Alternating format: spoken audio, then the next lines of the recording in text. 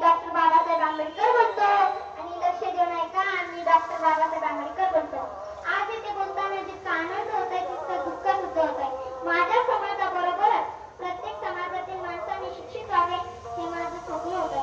ते आता बऱ्यापैकी पूर्ण होताना दिसतंय, याचा आनंद होतो.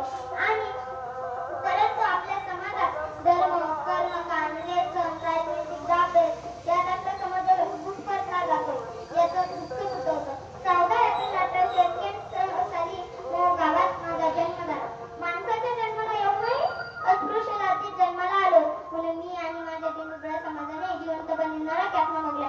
हे बघतच मी मोठा होत होतो आणि मी तेव्हाच ठरवलं की माणसाला माणूस म्हणून जगण्याचा अधिकार मी मिळवून देईन. आणि हे करण्यासाठी शिक्षण हा एकच मार्ग होता हे मी जाणले होते. खूप शिक्षण घेतले, अगदी परदेशी जाऊनही शिक्षण घेतले. या लढ्यात जितके ज्ञान वापरता येईल